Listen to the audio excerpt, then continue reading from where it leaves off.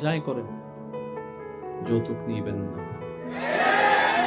কেউ যদি বলে গিফট, আপনি বলবেন যে আল্লাহ তৌফিক দিলে আমি দিব। যে কেউ যদি বলে যে বইরাত এত লাগবে না, কাছের 5 জন 10 জনকে, তো এতগুলো আত্মীয় স্বজন, আপনি বলবেন যে আল্লাহ যদি আমার তৌফিক দেয় আমার আত্মীয় স্বজনকে আমি খাওয়াই দিব।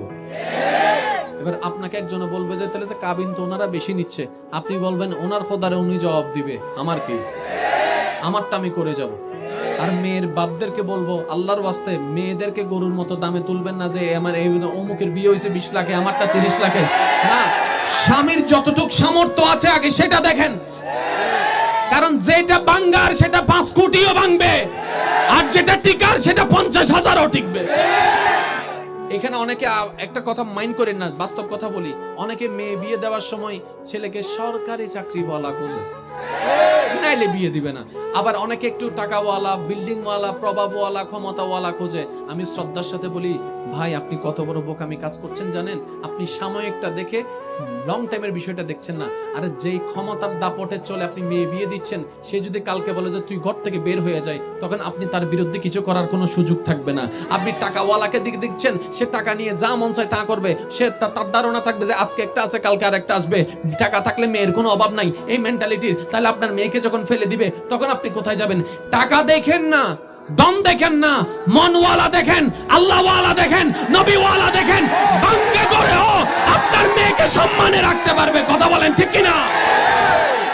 এইভাবে করলে ডিভোর্স আস্তে আস্তে, জোরে বলেন না, ডিভোর্স আস্তে আস্তে, আরো জোরে বলেন ডিভোর্স আস্তে আস্তে।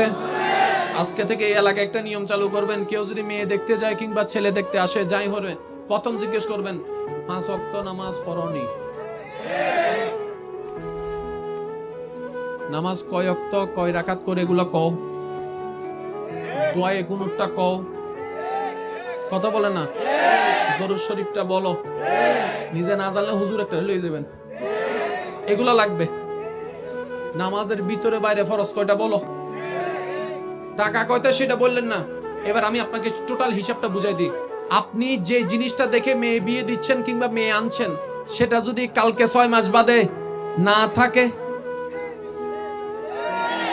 সরকারি চাকরি যদি না থাকে, বিল্ডিং যদি দইসা পড়ে, মামলা খাইয়া যদি সব শেষ হয়ে যায়, তখন কি মেয়ে নিয়ে নিবেন? তখন কি মেয়ে দিয়ে দিবেন?